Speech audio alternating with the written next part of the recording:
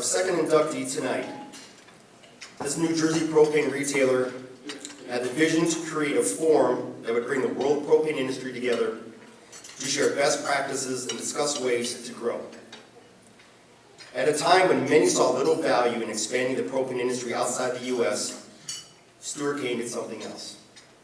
In 1987, Kane and Dennis Shelley of Tyler Gas formed a world propane organization known as the World LPG Forum. The first U.S.-hosted event took place in San Francisco in 1988.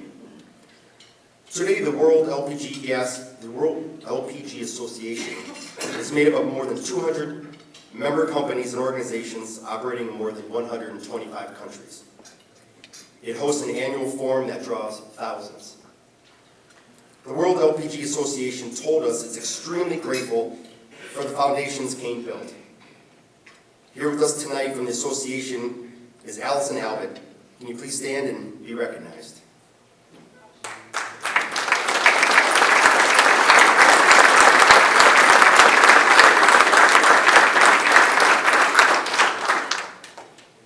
Kane, who served as the group's first president, passed away in 2002 at the age of 68.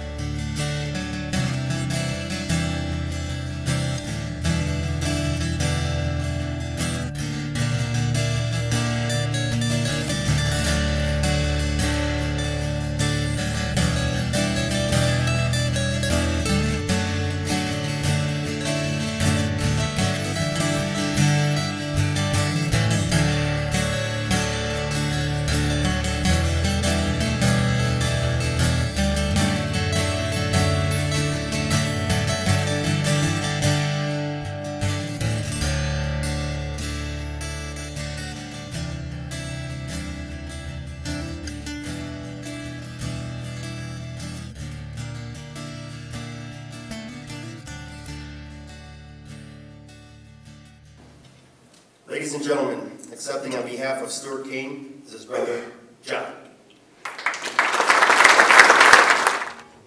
Good evening. It's a great pleasure and an honor for me to accept this wonderful award on behalf of my brother. As a natural gas guy, I'm really pleased to be here with friends in the propane industry. Because unlike some who may think that we are competitors, I looked at the board here a few moments ago, which showed the people who are sponsoring tonight's event, and Ferrellgas, Eastern Propane, AmeriGas, Suburban Propane, all of these companies I've had the pleasure of dealing with as a natural gas guy. So, again, it's a particular pleasure for me because tonight I met Allison Abbott. All of you may know Allison, but I had never met Allison before, and Allison now is representing the World Propane Organization that my brother put together with a gentleman from Ireland. So that was a special privilege for me, and being here tonight is particularly important because I want to talk a little bit about my brother. You might ask, who is Stuart Kane anyway? Well, he was the youngest of 3 children. He was born in 1934. He's a toddler who follows a lawnmower along with his plastic replica. He's the inquisitive youngster who watched every detail as various vendors made repairs. He's the 8-year-old who restored that ancient farm oil tractor you saw on the screen just a few moments ago. He's the boarding school student that took over the school's maintenance program from the faculty because they weren't doing a very good job. He's a student at the University of Virginia. He's an Army corporal who somehow talked himself into being a photographer for the Strategic Air Command. I don't know how you do that, but he did it. He's the founder, of course, of Utility Propane Company, which we're celebrating this evening. He was an avid collector of historic fire engines. A lifelong bachelor, he was pursued by many. He's a boss who looked upon his employees as family. And I have to illustrate that just for a moment, because a young female employee of his, unfortunately, had married an alcoholic, and after several encounters, determined that divorce was the only answer. Stricken with the failure of her marriage, when the divorce became final, she was deeply depressed.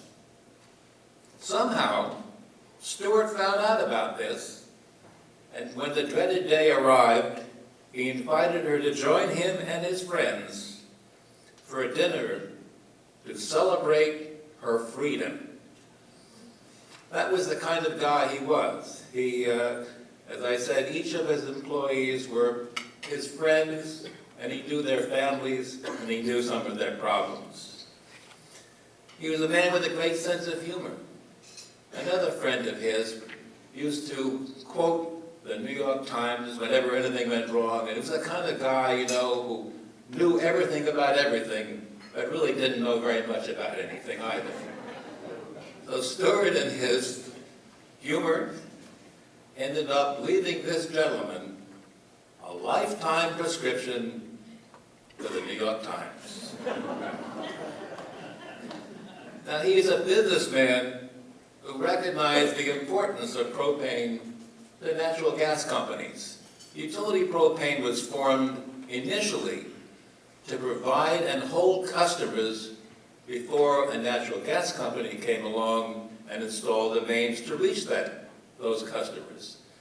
The natural gas company installed an underground distribution system and hooked it up with propane air in order to supply the customers. That's where Utility Propane began, but Stuart turned it into a retail company, a very successful one, and clearly that was one of his major accomplishments. He obviously recognized the importance of worldwide propane business, and he, with Dennis Shelley of Keller Gas, together they came up with a concept of what was then called the World LP Gas Forum. He was the first president of that organization. Now, who was Stuart Kane? He was my brother. Thank you.